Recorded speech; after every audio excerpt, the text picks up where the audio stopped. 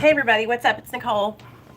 Welcome back to my channel, Real Talk Recovery, where we talk about recovery from addiction and I share my life with you. Hey everybody. Okay, let me let people know on Facebook.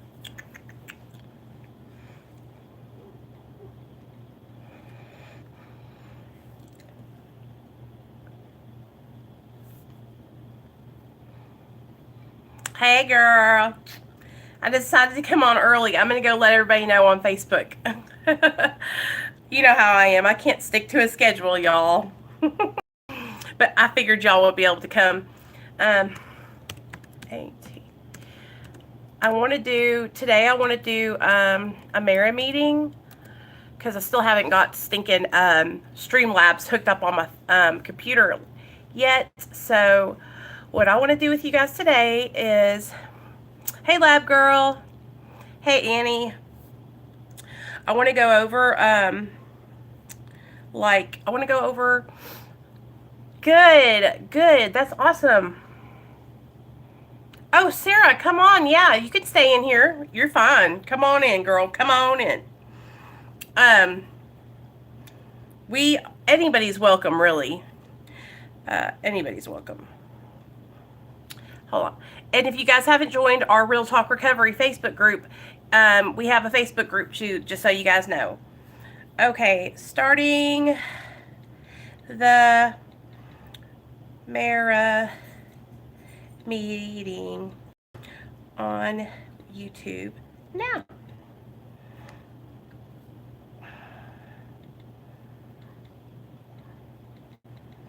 There we go. You know what I was thinking about doing? I was like, maybe I should live stream from on Facebook and YouTube at the same time. But I was like, Nicole, come on now. That's a little excessive. Okay. Can you guys see me good? I'm thinking what we're going to have to do, I'm kind of letting my phone charge here for a second. I'm sitting beside my bed in my bedroom, if you can't notice. And my husband and my little boy just got home, so they're probably going to be coming up here and being very loud. So we'll probably have to move downstairs to the computer room in just a second. But I just wanted to come on and talk to you guys and do this Mara International or Mara group meeting. So you guys know Mara is kind of new. What it is it's Medically Assisted Recovery Anonymous. What I'll do is I'll kind of tell you guys about myself and why I want to do these meetings now. And, you know, those of you that are new or just starting to find my channel, it'll kind of like, I'll give you a little backstory, okay? So, I have been on Suboxone since July 13th, July 13th, 2015 is when I got sober. August 1st is when I went and got put on Suboxone. Because I was in treatment for 30 days, and then when I got out, my son was in the custody of the state of Arkansas because my son got removed from my care because of my addiction.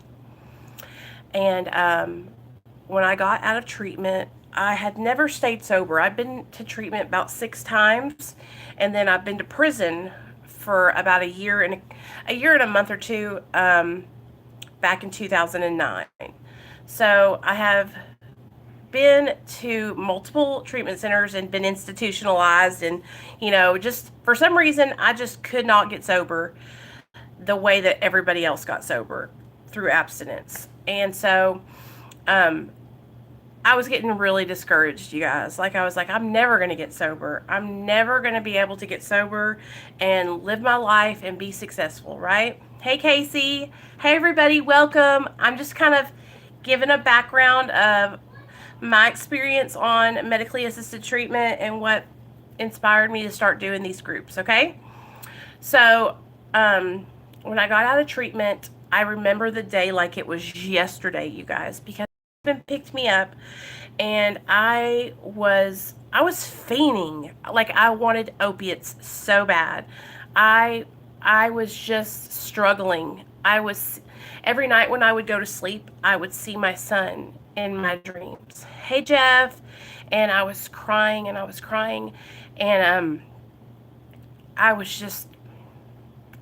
wreck. My son got removed from my care 2 days before his first birthday. And so I was just a fucking wreck. So my husband picked me up and we got to talking, and he told me that he had went and got put on Suboxone. And I remember when he told me, I was really upset with him. I was upset because I had heard all these horrible things about Suboxone, and I had heard that if you were on Suboxone, then you just really didn't want to be sober. And so I was just like, why would you do that, you know? And then a couple days went by and I was still struggling with wanting to use. And that's when I said, you know, please take me to the doctor because I don't want to relapse. I don't want to lose my son. And so we went to the doctor, and I went to my therapist, and I talked to all of them, and I started out on Suboxone, and I haven't relapsed or gotten high or anything, drank alcohol, smoked a joint, nothing in 4 years now. And now I'm currently tapering on my dose. And so I was on 12 milligrams, and right now I'm officially at 6 milligrams. So I've went from 12 milligrams down to 6 in the last, 6 to 9 months. So I've been tapering really low and really slowly, like I'm not rushing at all. But in the meantime, while I've been on Suboxone, I was looking for other people that were on Suboxone, so that way I could have support and people that understood, you know, what I was going through, what it was like, you know, to be on medically assisted treatment.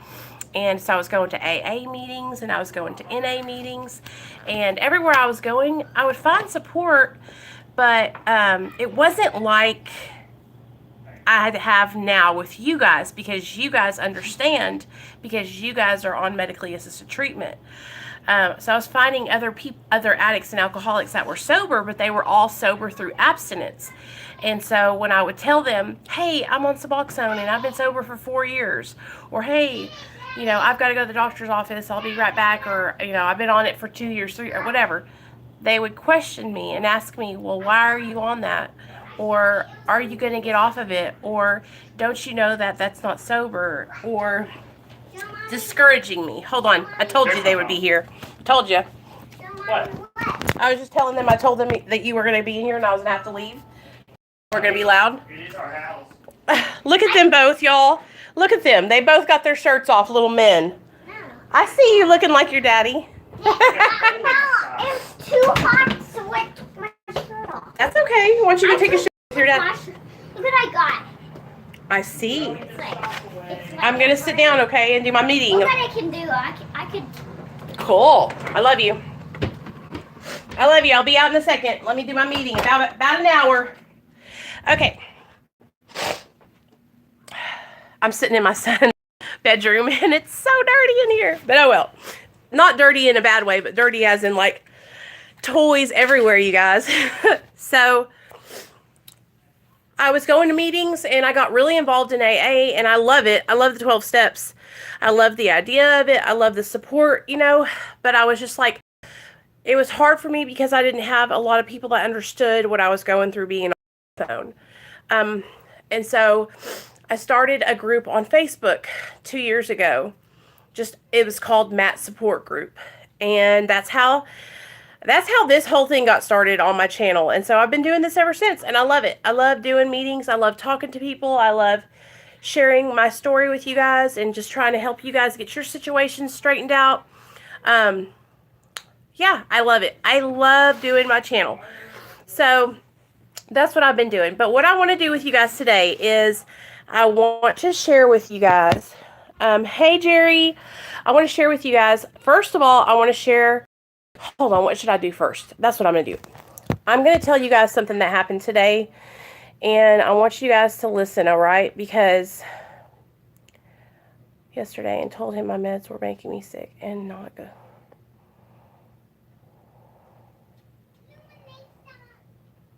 Damn, Casey, really?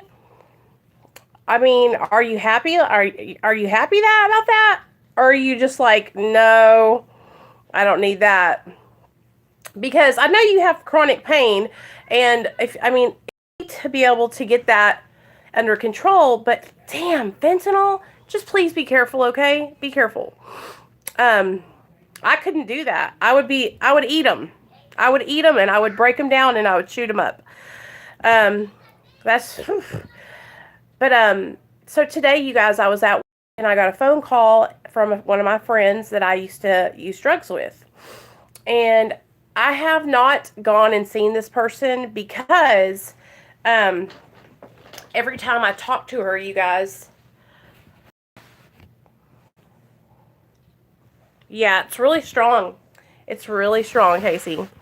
Really strong. Be careful. I had a friend of mine call me today, you guys, and this lab girl, I would chew them suckers right up. So here's the story, you guys. I had a girl call me today, my friend, that I was with, okay? And so she called me, and I knew the minute I got on the phone with her that she was high, okay? And she was calling me and telling me that her daughter, this is so sad, that her daughter had boys sneaking in the bedroom with her at night. Now, her daughter's 12, okay? 12 years old. And so I was like, okay, well, you know, let me talk to her. So I got on the phone with her daughter and I was like, are you doing that? Like, are you sneaking boys in your room? And she was like, no, Nicole, I promise. And I was like, okay, I'm coming over. You know, I'm going to come over after I get off. So I finished up at my job and I drove over there, you guys. And I went inside, and when I tell you that she was so high, when I mean like spun. Hey, Gunny, is I sat down and I was like, listen, I need you to be honest with me. Are you high right now? And she was like, no, I just haven't had any sleep. And I was like, girl, you are lying to me. And she was like, I'll show you. I have videotape of the guy in our house. You guys, she's so high on methamphetamine that she's hallucinating, seeing people coming through the windows. I walked around the whole apartment with her. She showed me the windows where she thinks people are coming through the window. She has the curtains stapled and push pinned to the wall so you can't even open them. Okay? She showed me she cut her mattress open and she thinks that there's somebody inside of her mattress. I mean, I started crying because I was like, I used to do the same thing. I used to think people were coming inside of my house that were not. And you guys have to understand something. She's like this while her 12-year-old daughter is inside the house. And to make matters even worse, she was accusing her daughter of having sex with these imaginary men. So, first of all, I begged her to let me take her daughter with me. Okay, I was like, listen, okay, I'll take your daughter and she can come stay the night at my house and you rest, right? I was like, you can rest and I'll bring her back tomorrow or something. Then I offered to take her into the hospital, her. And she's like, no, I took her to, she's talking about her daughter. She took her daughter to the hospital last night saying that they needed to run a rape kit on her. You guys? And so I was like, holy shit. This is the mom. And the mom is high out of her mind. And so finally, you guys, I got a hold of her sister and her aunt. And they came over and got her daughter. But now I'm trying to talk her into admitting herself. Because I have seen this before. Because I used to, oh my God, I don't think you guys understand. When I was on methamphetamine, I would go days without sleeping. And then I wouldn't eat. And then I would hallucinate. And she was showing me videotapes on her phone and saying, look, there he is right there. And there was nothing there, you guys. And I know that she believes that it's there. I mean, you can see the look in her face. Like she truly believes that's what's happening. Because she's so high out of her mind. But, you know, hopefully her family will be able to step in and take her daughter so her daughter doesn't have to go through that anymore. It's situations like these where I'm like, this is the kind of situations where kids need to be removed from their parents, you know? And when I was on drugs, I was just like that. And I realize why my son got taken from me. Because I would act just like that. I would think things were happening that really weren't happening. And, I mean, it just made me... I was just sitting there and I was thinking about how could I have ever taken care of my son? How could I do that? I wasn't. There was no way. I was just like that. I was just like that. Erratic, running around thinking people were there. It just really, really scares me to think, you know, that poor little girl. So, hopefully tonight I'll go over there and she'll go with me, the mom, so I can take her to the hospital. Because she admitted, she was like, I need therapy. And I was thinking, girl, you need a lot more than therapy. You know, she needs to sober up. Now, I'm not talking badly about her or anything. Like, I truly feel for her. Now, her mom, she just buried her mom like 3 days ago. So, she's been going through a really deep depression, you know. But you guys, I haven't been, hey girl, hey Cindy, I haven't been around anyone who is actively high on drugs in 4 years. So when I went over there, and I do not recommend anyone going over to someone's house who's actively using on drugs, okay? Because it's just dangerous. But I went over there and I prayed before I walked in the door because I was nervous. I thought, am I going to be able to be strong and say, you know, I don't know. For some reason, before I pulled in her apartment building, the thought went through my mind about what if she has drugs there? What if she offers me drugs? What am I going to say? Am I going to say no? Am I going to say yes? You know, like all these things were crossing my mind. And then I was like, Nicole, you're going to go in there and you are going to make sure that little girl is okay. That's what you're going to do. You know what I mean? You're going to go in there and advocate for her daughter because this is bullshit, you know? And I went, and that's exactly what I did. And I kept my little boy on the front of my mind. Girl, I started early. I kept Nate in the front of my mind, and I went in there and I was like, you know, listen, you've got to get your life together. And she kept denying and denying. And that's what made it really hard because when I was in active addiction, I wasn't like a person who denied that I was high. I mean, I was high, you know, but I think that she's just really, really embarrassed because, you know, I got sober and she's still doing that, you know, and this is the girl who called DHS on me. And so I went in there and like I said, the only thing I want to do is make sure that she gets help and that her daughter goes to her family because she's at that age where she needs her family. She doesn't need to go to some foster care family where she doesn't know anybody. She needs to be around people that she knows. She just lost her grandma.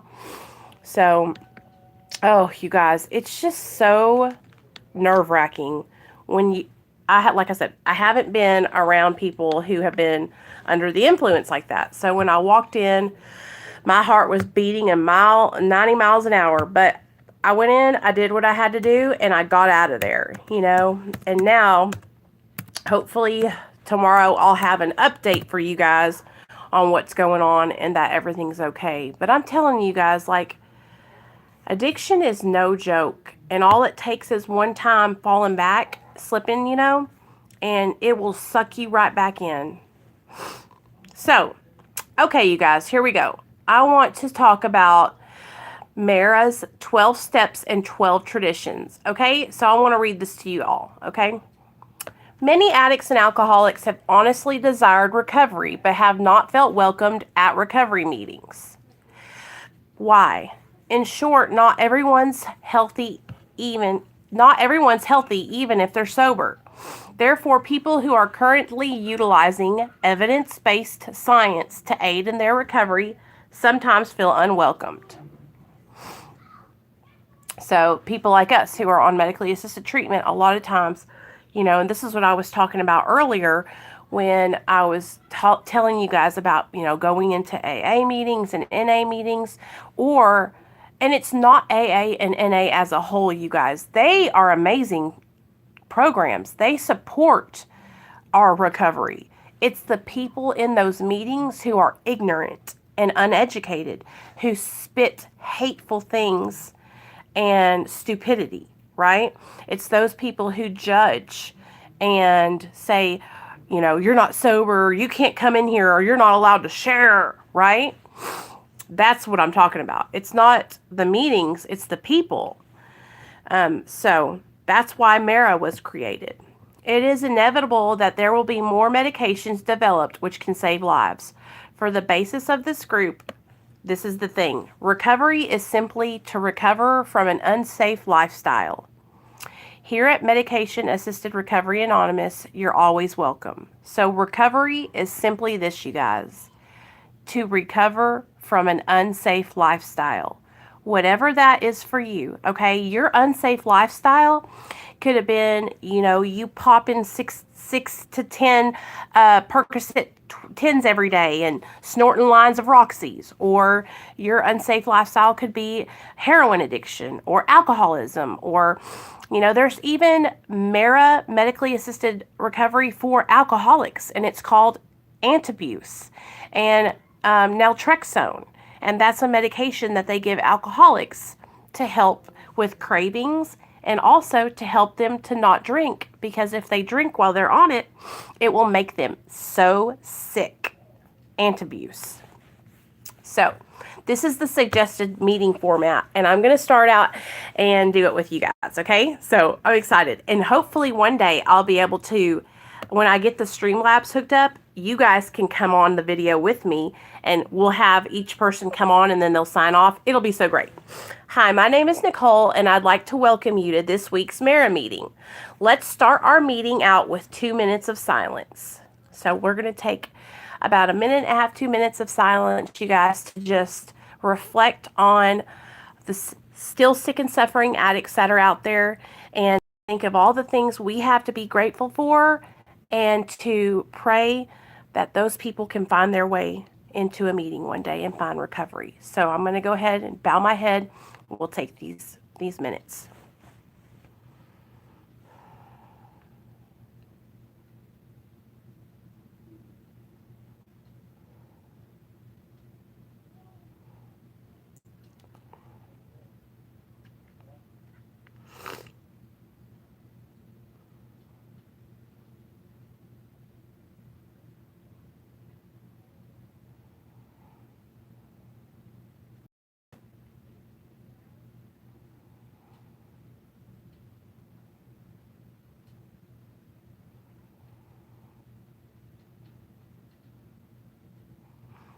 Okay.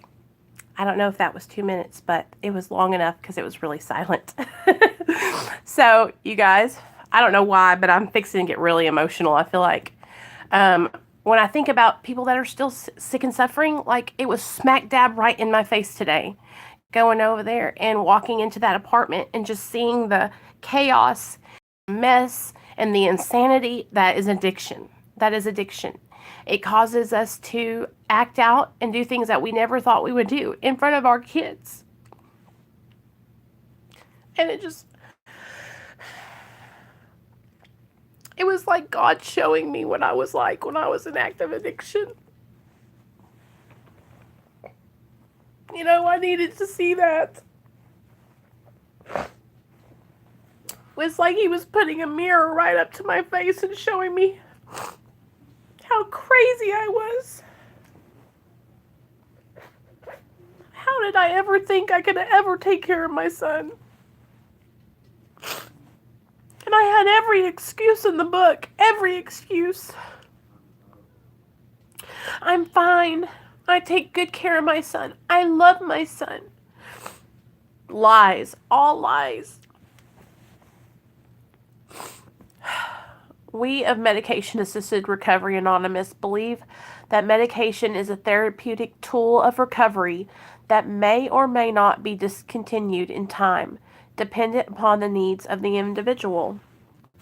Mara meetings are solution focused. We emphasize no judgment of others, nor harsh judgment of ourselves.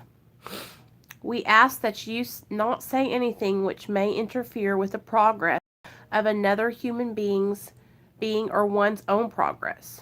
On that note, there is no reason to talk about a particular drug or alcohol. We wish to maintain a safe lifestyle and help others to learn how to live this way. This is going to be a step meeting, okay, guys? At this time, please silence any electronic devices, you guys. Set your cell phones off and let's all get into this. So I want to talk about the steps, okay? This group is autonomous, independent, and may vary from meeting to meeting. If you are new to Mara or from out of town and would like to introduce yourself, please do so now. So, hey guys, if any of you guys are new to our meeting,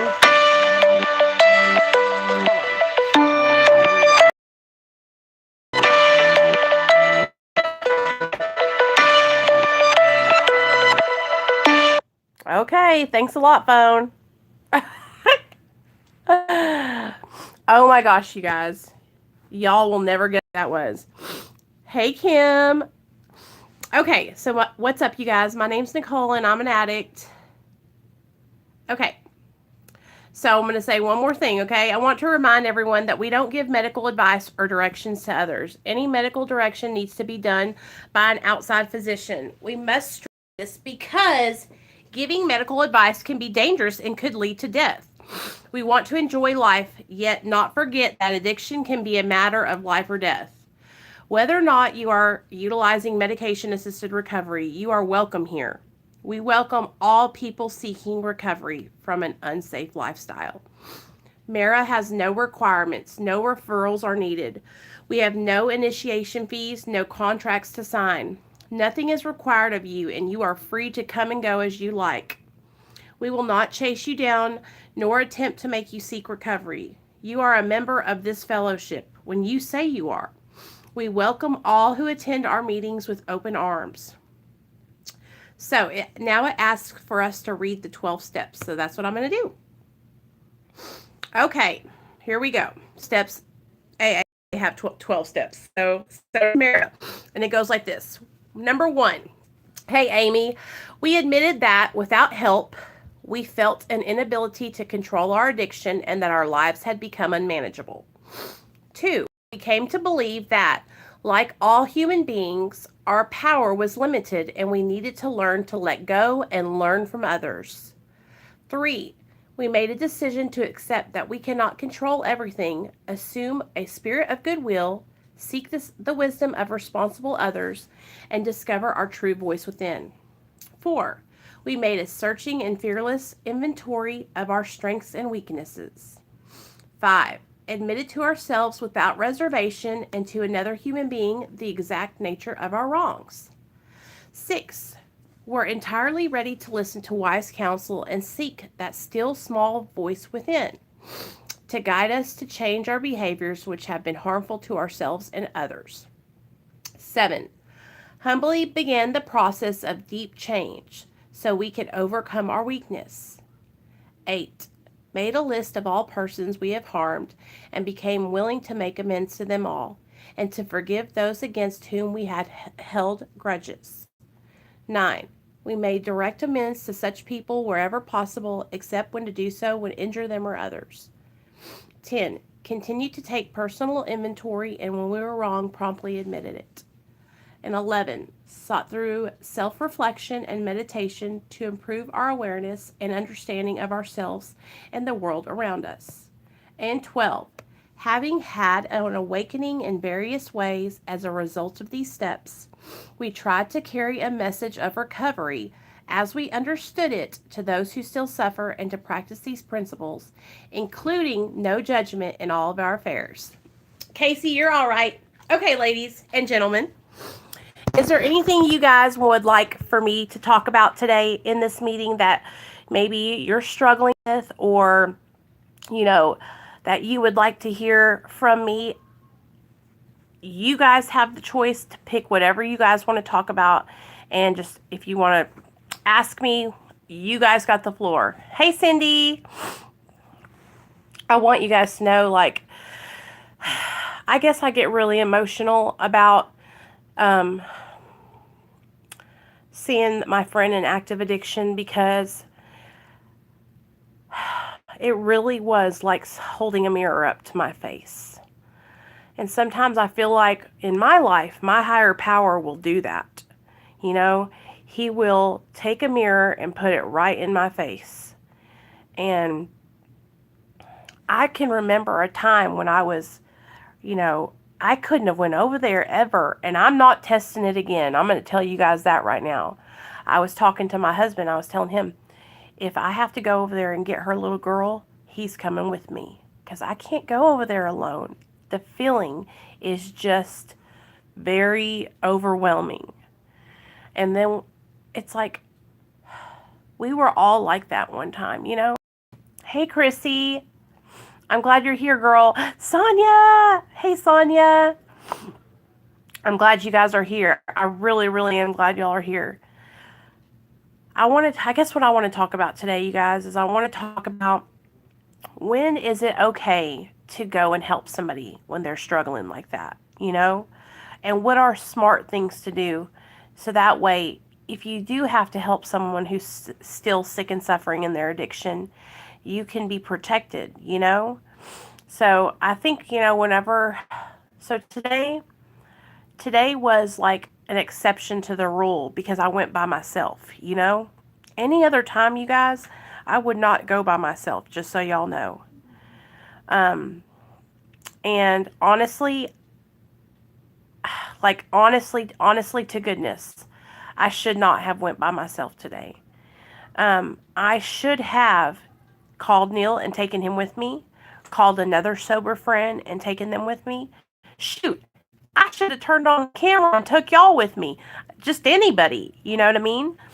Because when I'm putting myself in sitting here right here with you guys, okay? So let me catch you guys. And this is the girl who called CPS on me. And she called me, and the minute I heard her voice, I knew she was high. So she called, and she was just erratic, screaming, yelling, needing help. And so I drove down there, right? I drove to her house. Exactly, Cindy, exactly. And I had just gotten off the phone with Cindy, and hey, Megan. Is anyone else having a bad time with the connection, or is it my internet? Uh-oh, probably. Let me see if I can get my thingy to tell me if this helps it a little bit, you guys.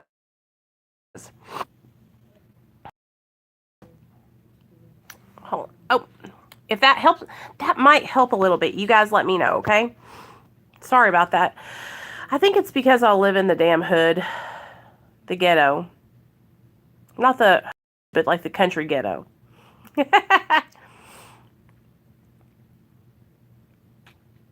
Okay, cool. I put on the Wi-Fi and the data, so if one's like lagging, the other one will pick up, okay?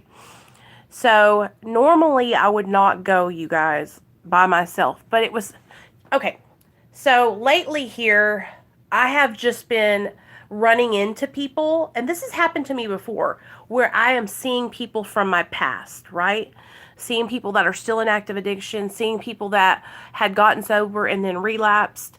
And so today I just drove down there. Like, I didn't even think twice about it, you guys. I didn't even think twice about it. I just drove down there.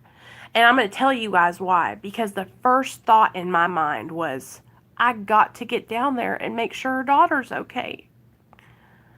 And you know how much resentment and hate I carried in my heart towards her for so long. And now I realize why she called DHS on me.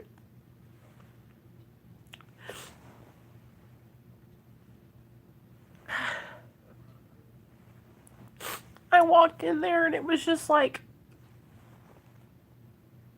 it all hit me all at one time.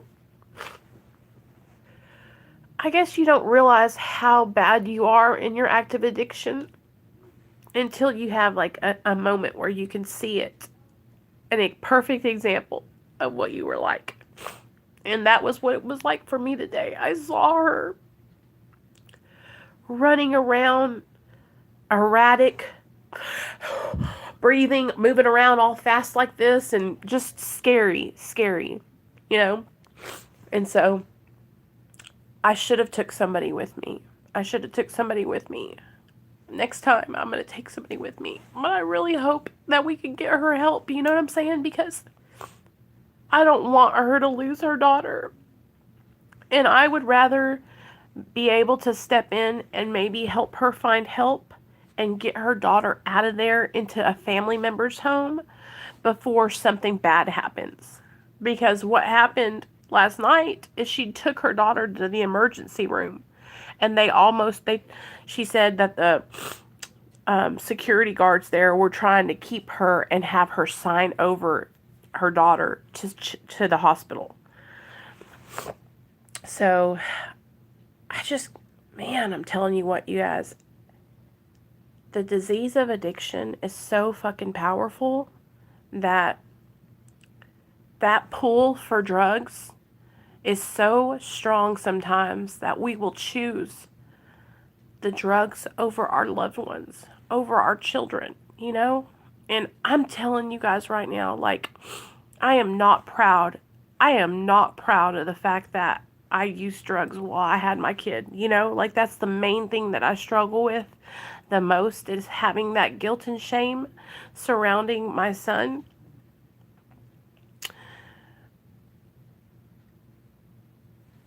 But it's like I could see that pain within her. I could see that the reason why she was getting high was because her mom just died, because her boyfriend broke up with her, because she has no friends. She's burned all her bridges. And so she just continues to use and try to push those feelings down, you know?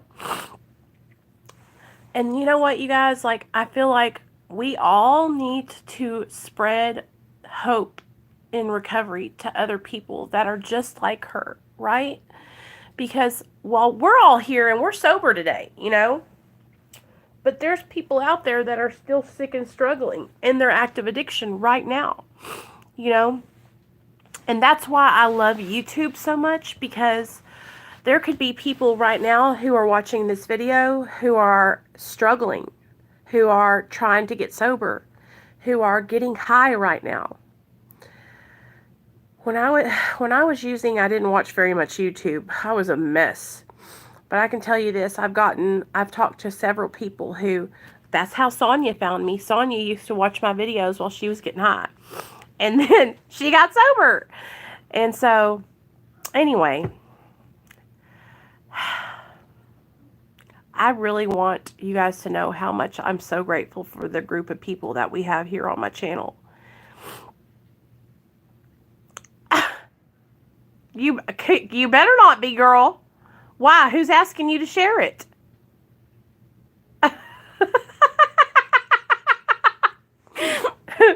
You don't need to be. Where did that come from, Krissy? What the heck? All of a sudden, I just see. I'm not sharing my box. You guys, give it up for Krissy, aka Kim. She is just entered her recovery. She's fresh started the Suboxone clinic. This is her second day. Oh, girl. And listen to me, Kim, okay? You are going to have people who do that, all right? So that's a good thing that you just brought that up, okay? Because We can talk about these things, you guys. We are in this meeting right now. You guys know that I'm on medically assisted treatment. Okay, so how many of you guys, when you got on Suboxone, had people reach out to you or ask you if they could buy Suboxone from you? Yeah, let me just tell you guys. That is our old behavior, okay? That's our old behavior. And I'm going to be completely transparent with you guys, okay? So when I first started my Suboxone, I had a friend of mine who was really struggling. And for the longest time, she would come over and I would help her, you know? Me too, David, me too. And I am proud to say that I have not done that in almost 3 years. So, but the first year, hey Vegas Barbie, thank you. I appreciate your support, girl. For the last 3 years, I have not done that at all. And I'm going to tell you this: my clinic calls me in for random pill counts, you know, and so that's really, really a good way to keep us in check. We all have been there. I haven't been asked, but my boyfriend did try to get me to sell some to make some money, but fuck that. Right? And you guys, that's a good topic for tonight too. So boundaries, okay? Setting up boundaries when we enter into recovery, okay? Especially since we are all on medication assisted therapy. It's easy because a lot of our friends, they haven't came into recovery yet. And so that's why we have to set that firm boundary with them and let them know, hey, listen, I'm not setting myself up for failure. Oh, Megan, they do that here too, girl. They do that here too. Yes, and you guys, give it up for Marissa. She actually got rid of her. She broke up with her boyfriend, and he was coming around. He was bringing questionable activity to her apartment, and we were talking on the phone the other night, and I didn't think she was going to do it, but she called me today, or I called her today to check on her, and she did it. She says, see ya, man, I can't pull you up because you're going to bring me down. And that's what we were talking about too, is that, you guys, I want to go out. I would love to be able to go out and try to save everyone who's struggling. Just like my friend. Like, I would love to be able to go over there. And take her out of her situation and help her find help. But she has to be willing. And when I'm going over and over again, I'm saying, girl, come on, let's go. I'll take you. I'll take you to the hospital and you can get admitted. I'll take your daughter. And she's saying, no, I'm fine. I'm this, I'm that. That I can't do anything for that, right? I can't help you with that. Been on Suboxone 9 years. My dog never calls me. Oh, you know what, Lab Girl? Here where we live, a lot of us, the clinics that we have, that we're in, it's like law here that they have to like check up on us and make sure that we are not diverting our medication. I remember once while I was trying to get into a program, in the line waiting there was dope dealers. I left right away. Yes, Sonia, I've heard a lot of that. I'm so proud of you, Marissa. You have no idea. Mine only count mine when I have actual appointments. So what they do with us, you guys, like they'll call me in just like randomly, right? And sometimes they'll call me in once a month. Sometimes they will skip 2 months and then call. And so on and so forth. And I always have to drop a UA and have to have them count my medication. About not being able to help those who don't want to help. Sonia, yes. And you know what? I was watching that and I was thinking, I can't want recovery for you more than you want it, right? And sometimes that's what I find myself doing, is wanting to help somebody more than they want to help themselves. You know what I'm saying? And I can't sit there and like, you guys, I can't, well, I can, but it takes a lot. I'm just telling y'all, it's a lot of work keeping up with some of you chicks on here, just so you know. I watching my friend David. He has a channel called Haunted by the Truth, and he just put up a video, and he called me Mother Hen. I said, that's right. All my little chicks. At all. I am glad they don't do random calls either, because they are only open Wednesdays. Oh yeah, they're open all week here, girl. Want recovery more than they do. Oh God. And sometimes, and that's why I've been really trying to make sure that I don't get emotionally attached to you guys. And so just so you know, if you guys ever think, well, what's going on with her? It's just because I want to be able to make sure that I can give people the best help that I can. And when I get too emotionally attached to you and I'm crying because you're not staying sober, that's a sign. That's a sign. So a lot of the times what I try to do is just like make sure that I'm setting those boundaries for myself with the people that I work with and being assertive, I'm always going to try and share like the things that work for me. And that's what I think like we all need to do is like share with each other what we're doing to stay sober. Over on Megan's channel, if y'all haven't subscribed to Megan, she's got a channel called Megan. She's in the comments. But she was talking about how in recovery, her recovery, the way she counts her clean time is different than other people count their clean time, or she doesn't like to count it, right? Because a lot of the times when we're first starting out, especially, we'll have a bunch of lapses in judgment, right? Slips. And when you're counting all your slips up instead of counting your victories, it can be very overwhelming and it can be discouraging. And a lot of the times when I was getting high out there and I was relapsing all over the place, that kept me from coming back because I was embarrassed. I was embarrassed to say that I had relapsed. Now you guys, I know that this is serious and it's life or death. Okay? I think that anyone who comes back, who gives a damn what happened? I don't care. I don't want to know what happened. You know what I mean? What I want to know is, what do you think led to it? Okay? What did you stop doing that you think might have pushed you in that direction? Do you know what I'm saying?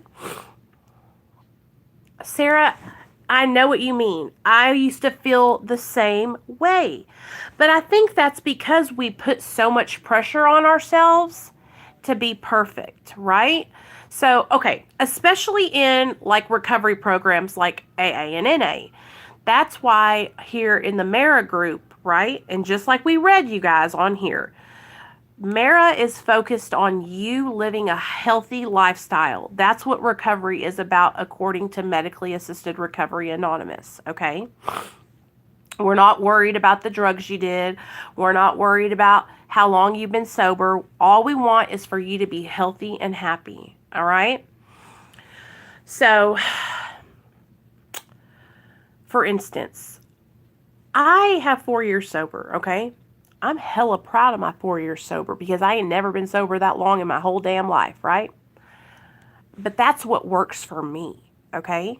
Now that I've gotten on a roll and I'm keeping that, keeping it going, I feel good about it, right? But when me and my husband got sober together, he's a lot different than I am. He's more like how Megan is, more withdrawn, a little bit shy, not like we're totally two different people, right? And so he really was struggling, you guys. And he is like the kind of person that when he falls back, he focuses more on the fact that he failed or that he let everyone down than looking at it, learning from the experience and getting right back on track, right?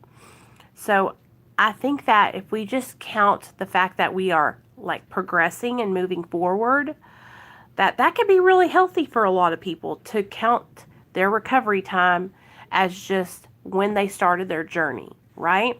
And not be so focused on competing, right? So one thing that we do learn in the 12 steps of AA is that ego is it'll kill an addict or an alcoholic, okay? And so a lot of the times what we addicts will do, and you guys know I'm right, I'm fixing to say something, is we will use our sobriety time as a badge of honor, right? And you should be proud of your recovery time, okay? My best friend Cindy's got 15 years, y'all. 15 years, okay? I have to say it because that's a long ass time, right? But what happens is we'll start using that time, and Cindy doesn't do this, but I've experienced it, and I could probably be guilty of it too sometimes, where I'm like, yeah, I've got 4 years, right?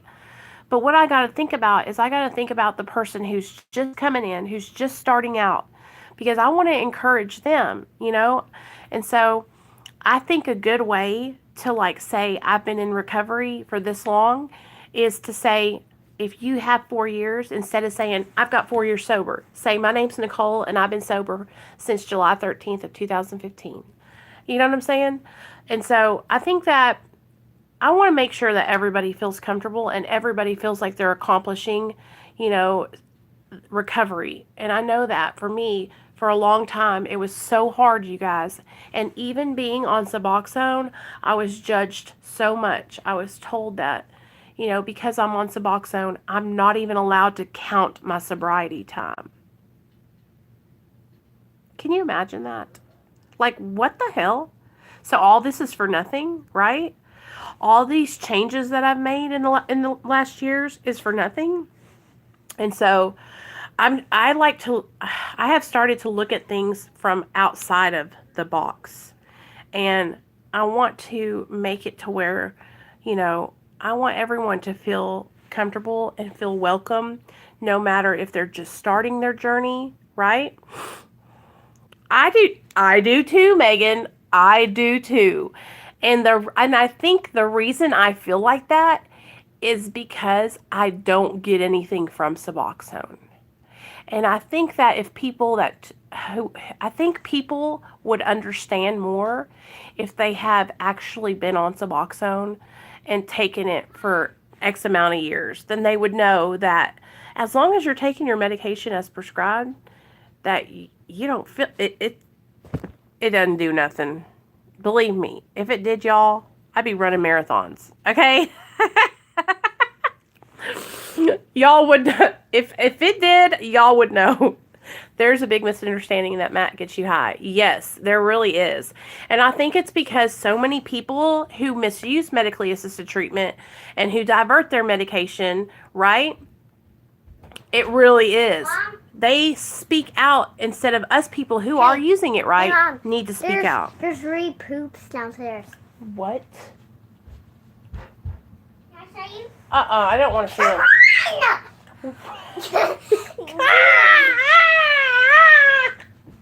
Okay, I'm coming. Give me a kiss. Come on. Okay.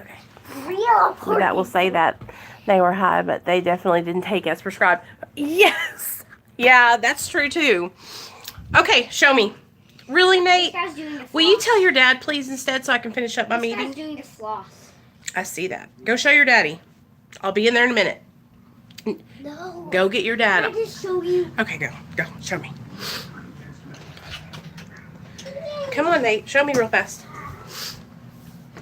I have just gotten so... It's right there. Where? You're lying to me. Right there. Neil, tell your dad, Nate. Okay. Thank you. It's real. I'm pissed. Y'all don't understand. We have 4 dogs, and they drive me insane.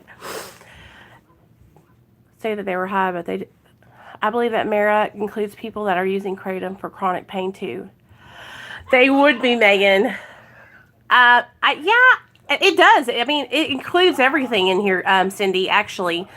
And you know, my friend Avalon, she's on kratom, and she talks about it a lot on her channel. So if you guys ever need information about kratom, go over to Avalon's channel, because she's very smart about all that stuff.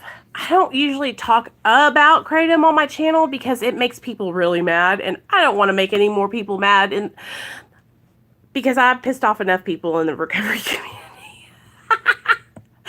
So I just try to not talk about it. But I know that it's helped her so much. And so I'm open-minded. You know, I'm open-minded. I was talking to Cindy on the phone the other day, and I was telling her, you know, Amanda, I'm down to 1 milligram of Suboxone. Oh my God, that is so great. So, okay. So are you feeling ill already? Well, what did you jump down from? How did you get to 1 milligram? Did you taper really slow, or did you just jump down to 1? Because I just basically went from 8 to 6, but I'm not going down fast. I'm only going down 2 milligrams at a time every 3rd month. And I can't tell. Oh yeah, they're welcome in Mara. Anybody who wants to come to a Mara meeting is welcome. Anyone, you guys. Anyone. Let me read to you what they said, okay? Therefore, people who are currently using evidence-based science to aid in their recovery sometimes feel unwelcome. And so this is what they say. Medications such as methadone, naltrexone, Suboxone, buprenorphine, Buprenex, disulfiram, Antabuse, Camprol, Paxil, Provigil, Norfepropin, Remeron, Bupropion, Gabapentin, it's a whole Topamax, among others, are approved by the medical community to be prescribed for various drug and alcohol use disorders. So basically, that's a long list. I went from 6 milligrams to 3 milligrams in a week, and then I jumped to 1. Ooh, you're going fast, girl. Why don't you listen, Amanda, slow down. Stick at 1. Stick where you're at. Stay at 1 for like 3 weeks. Seriously, you want to be successful in your taper, girl. You don't want to jump off and then jump back on, okay? And I see so many people jump off and then get back on, okay? Is that what those are, Megan? Girl, bye. I don't know what all those medications are, but basically, those are medications that a lot of people would tell you that you need to get off of when they're in AA or NA, right? I'm telling you guys, I want y'all to understand something too. Alcoholics Anonymous and Narcotics Anonymous, they do not say that you have to jump off your medications. What will happen is you'll get a couple of like really hardcore people, and they will misinterpret the program, right? And they will say abstinence means no mind or mood altering substances, right? Which basically means coffee, sugar, so many different things, right? So many different things. So, that would be everything, right? Anyway, it's just crazy. I've heard of people telling their sponsees to get off of their medications for their mental illness. And I'm here to tell you, if somebody tells you that, you need to run, okay? If somebody tells you that you need to get off medication and they're not a fucking doctor, your ass needs to run as fast as you can, okay? All right. I also heard...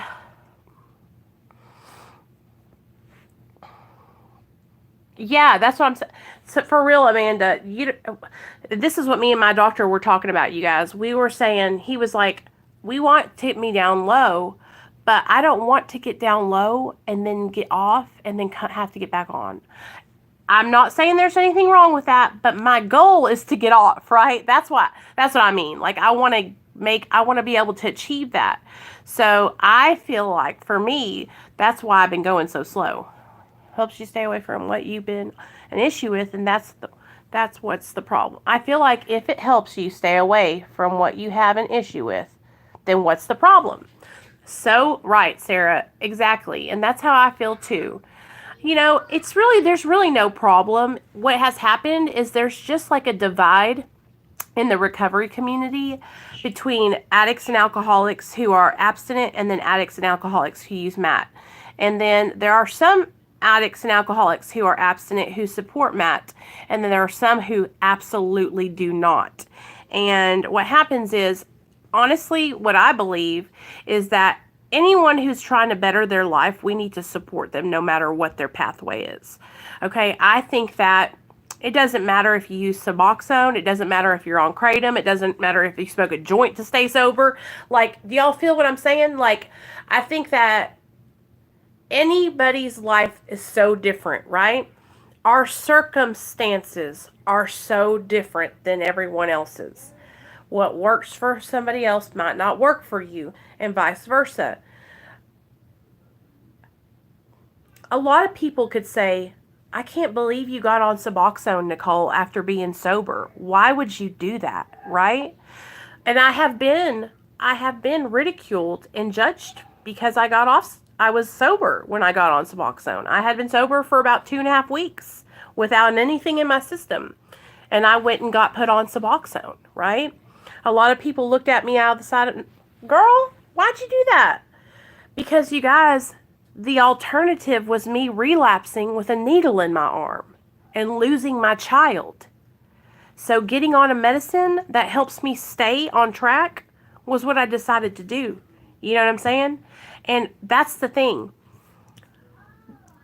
Back in the day when the 12 steps started, okay, and we've went over the history before in videos that I've done before. If you guys ever want to check them out, they're in a playlist. Big Book Study playlist. But the Book of Alcoholics Anonymous, you guys, was written in the 1930s, okay? Bill Wilson and his best friend Ebby started Alcoholics Anonymous out of his damn house. They were going down the street and pulling in drunks off the street and bringing them into the house and having meetings, okay? Back then, there wasn't any methadone. There wasn't any Suboxone, all right? Back then, if you were on heroin or smoking crack or whatever, you didn't have any options, right? Except for to go into the crazy house, okay? And so when Alcoholics Anonymous was created, it was like this amazing program that people were like, yo, this is saving people's lives. But then as technology and science and all that stuff like grew, right? It is, Cindy, and it's sad because it is an amazing program, but that's what I'm telling you guys. Take what you need and leave the rest behind. If you go into a meeting and it's the only meeting in your area and it's an AA or an NA meeting, right? Exactly, Megan. They didn't even have antidepressants back then. So everything has changed. So AA was started like I said, in the 1930s. So those people didn't have any option but to go to AA and do abstinence. But we all have these amazing options because of science, right? And we are so lucky, you guys, because can you imagine being a wife back in those days and not having any options, not being able to go into treatment and get the help that you need? Like, all they would do is lock you up in the psych ward, you know? And if you drank and you couldn't stop and you kept relapsing, they would basically say, well, they're crazy. And they would just throw away the key and you'd be in the state hospital in a straitjacket or something, right?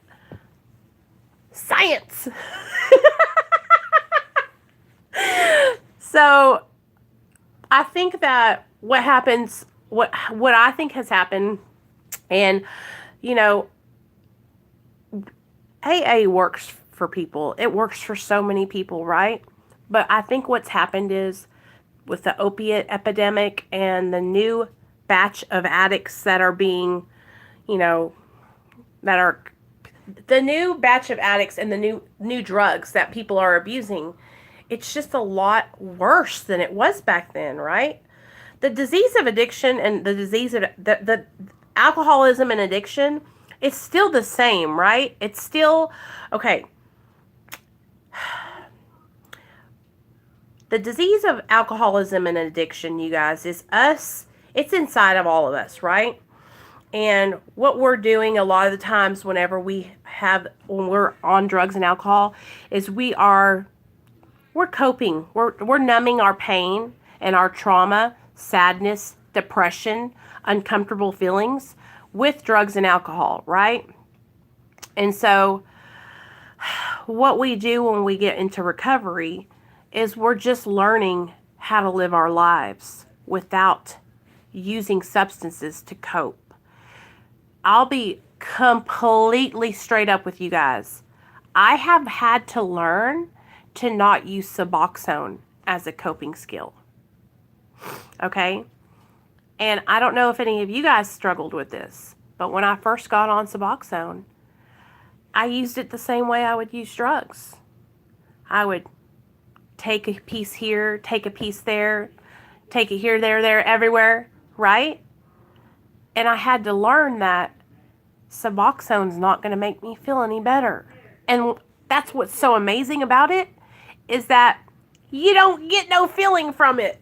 So you're totally wasting it if you're taking extra, right? But I had to learn. It was so hard, you guys, because that's how strong the addiction is, right? The addiction tells me, just take another piece of your Suboxone. You'll be fine. No, it has been such a journey, you guys. I'm telling y'all. And the more I learn, the more I grow in my recovery, the more I'm like, you know what? See, there's no way if you're a drug addict that you haven't. We've all done it, you guys. There's nothing to be ashamed of. It's totally what you're going to do if you're an addict, right? And Sonia, that's why for a lot of people, the methadone clinic works so well, because they go and they get dosed, right? For a lot of us, we get prescriptions to take home with us. And that's why my clinic calls us in for counts and all that kind of stuff. Because a lot of the times what will happen is when you first start out, you're still coping with life with drugs, right? You're still coping with your life with Suboxone. And we have to learn, right, how to not do that. And so I thank God every day, you guys, for the doctors at my clinic and the therapists there, because I have learned, y'all don't understand.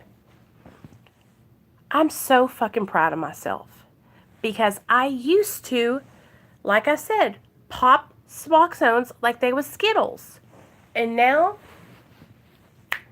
y'all, I've been taking one dose in the morning, and then I'm good for the rest of the day. I haven't even been taking a dose in the afternoon. And that's how I know I'm moving in the right direction, right? Because I'm not obsessing over that anymore. And that's what the addiction is. It's an obsession of the mind, right? It's so complicated, but it's just like, finally, instead of obsessing over when I'm going to take my dose or when I'm going to do that, like now I'm finding new things to focus my time on, right?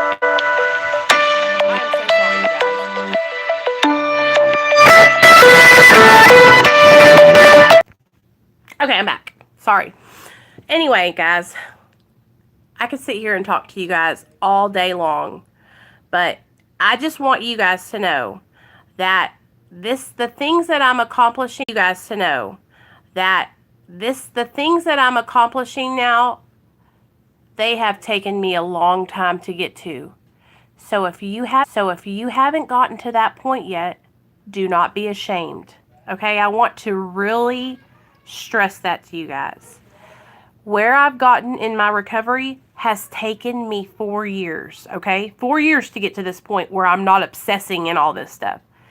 So take it slow, obsessing in all this stuff.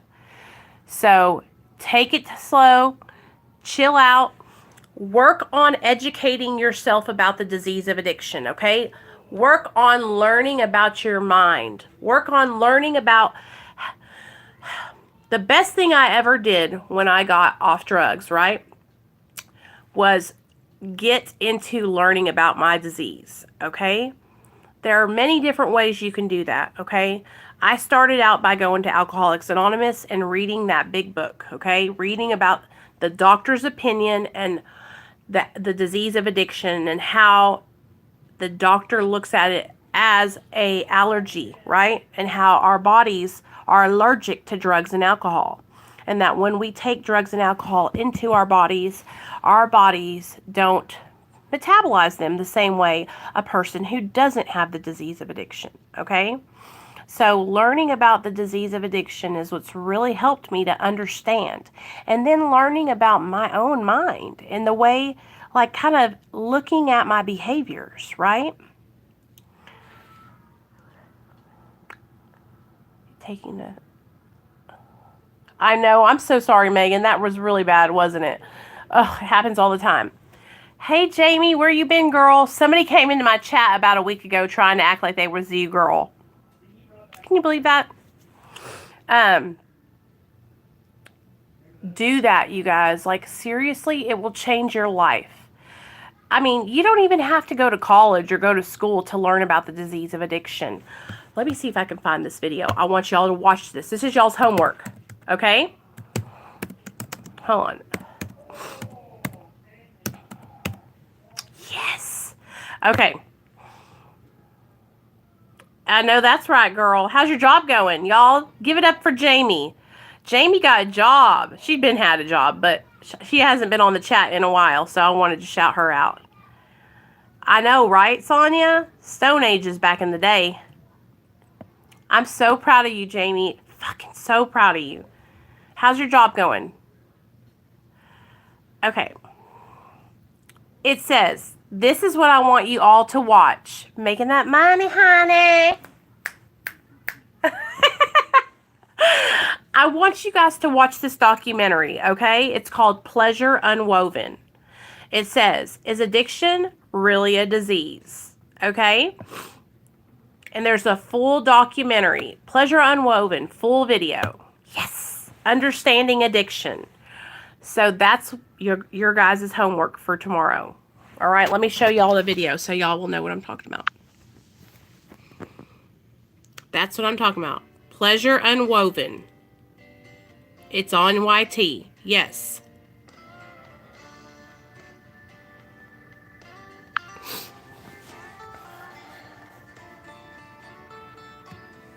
Yes, please, y'all, watch it, okay? It's a great video. Whenever I first started working the steps with my sponsor, I will share it on the community tab. I sure will. She had me watch this video, okay? And then I love looking up stuff like on YouTube, you guys. TED Talk videos, listening to other people's stories, sharing their experience, strength, and hope. Like, that really helps me a lot. But learning about how the disease of addiction works is what really helps me to understand myself. So I'm going to give y'all a quick tutorial, and then we're going to go see y'all later for tomorrow, okay? So there's the disease concept, okay? It's the cycle of addiction, all right? So I'm going to tell you guys about it. So it's like a circle. It goes like this. So every person who has a disease of addiction struggles with triggers, right? Thoughts of using. Triggers, thoughts, okay? So we're driving down the street. Maybe I'm an alcoholic, and there's the liquor store. And the thought, that's the trigger right there, the liquor store, right? Damn liquor stores. And then the thought crosses my mind. It would really be nice to have a cold one today, okay? Trigger, thought. And instead of stopping myself right there and saying, oh, hell no, bitch, have you lost your mind? Trigger, thought. Then I start obsessing over that drink. Ooh, I could have me a rum and coke or whatever, right? Obsessing over it. Obsessing how I'm going to get the drink, how I'm going to drink the drink, how I'm going to socialize with people while I'm drinking. So far we have trigger, thought, obsession. Okay? I'm obsessing. I'm thinking of how I'm going to get it, ways I'm going to use it, everything. And then I use. Trigger, thought, obsession, use. Okay? It's not until I drink or use drugs that then I will have the craving. Because we can't crave anything, you guys, until we put it in our bodies. You know that, right? So when we say I'm craving, it's really I'm thinking about it. I'm triggered, right? Trigger, thought, obsession, use, craving. And then that vicious cycle starts all over again, right? We go on a spree. Trigger, thought, use. Trigger, thought, obsession, use, craving, vicious spree, where we're like using everything. But it's a whole concept. It's like a disease process, right? And that's how it happens, right? If I want you guys to think about that. Think about the last time you relapsed, okay? What was it that you were that changed in your life that kind of pushed you towards that relapse? And then also, what triggers came into your life? Was it an old friend? Did a friend call you and say they were struggling and you went over there and they were high and you saw them and you were like, whoa, I'm thinking about the way I used to feel when I got high, right? And then instead, we sit there and we obsess and we throw that thought back and forth in our minds. And if we don't tell on ourselves, right, go to somebody and say, I've been thinking about getting high. What's fucking wrong with me, right? Nothing is wrong with you. You're a drug addict. That's what we do. That's what we do, right? There's nothing wrong with you. I mean, I've thought about getting high before in my sobriety, but guess what? I just thought about it. I didn't act on it. That's the difference. Right? That's the difference, you guys. It's okay to have thoughts. It's what we do when we follow through, right? Don't follow through with those thoughts. Don't take that shit to action, right? Tell on yourself. Tell somebody. And listen, if your friend comes to you and says, like, I thought about drinking last night. My friend called me the other day. Cindy was on vacation, you guys. She's out on the ocean and stuff. And she said her whole family was drinking. Sorry, Cindy, I'm telling your story. Her whole family was drinking margaritas and all this stuff. And she's, what were they? Pina coladas. This happened to me too before. And she was like, I wanted to have one of those pina coladas so damn bad. And it's like, girl, I understand. I had totally understand. And I wasn't like, oh my God, you actually thought about drinking? You're such an alcoholic. I was like, girl, same. It happens to me all the time. You know, it's normal. It's what we do to cope with those thoughts when they come. That's what we got to do, you guys. It's like, hey, so I had the thought. Big deal. I don't have to get drunk today. I don't have to get high today. Just because I think about it doesn't mean I have to do it. I have the power to make good choices today. And so do you. If you're sober right now, you don't have to get high, right? We have the power to make good decisions today. She did? Oh my God, I didn't even see that. Here's my best friend, but I cannot go around him. Oh, Casey, I understand. And that's how it is. It's like, it's too much of a trigger for you, Casey. And that's really good that you realize that, because sometimes we like to fool ourselves and say, oh, I can do it. I'm strong enough, right? I'm even like me, you guys, I'm telling you, like, I'm not going back over to her house without my husband, without someone sober, right? To help me, because I don't want to put myself in danger, right? I know myself today, and I can admit that I'm an addict. I am an addict, and I don't want to lose all the things that I've worked so hard for, you know? And that's right. I love myself enough today to know that I don't want to lose everything. I don't want to lose my life today, you guys. And honestly, real talk, to get high today is to die today. Hey, Shelly, what's up, girl? I'm glad you're here too. We're having a bomb meeting tonight. Like, it's been freaking amazing. Exactly, Casey. Exactly. And that's what we have to tell ourselves. Like, one time is all it takes. One time is all it takes, and then the next thing you know, we're going to be off to the races, you know? I'm just so glad that I found people like you guys, that I can come on here and I can talk with you guys and we can share how we're feeling. Man, I cannot wait to get to a point. On Facebook, we can do this. You know that. So we need to start Okay, I know that Candy is going to start doing Mara meetings on Wednesdays on her channel, right? But I think what we need to start doing is when in the Facebook group, we can have more like virtual meetings to where people can come up on the video if y'all want to. It was, wasn't it? I thought so too, Annie. Jamie, that's what it's like. Working woman, working woman. I'm super proud of all you guys for just taking the time to come out and hang out with me. Yeah, Casey, we love you, man. We want you to feel comfortable, and we want you to know that, you know what? It doesn't matter, you guys. Like, everyone's recovery is different. What works for somebody else might not work for me, and vice versa. And I just want all of you guys to know that I want you to be happy and healthy, okay? I want that for every one of you, all right? I want every one of you to feel happiness in your heart. I want every one of you to feel free. I don't want you to feel burdened and smothered by addiction anymore. That's what addiction made me feel like. It made me feel like somebody was putting a pillow over my face and just, you know. So I want you guys to feel hope and freedom. Hope and freedom. And anybody can do this, okay? Anyone is capable of finding recovery, all right? And if you found recovery through abstinence, bravo. If you found recovery through medically assisted recovery, bravo. If you found recovery through maintenance marijuana, bravo. You're welcome here. Come hang out with us. You're in recovery if you say you're in recovery. That's the deal, okay?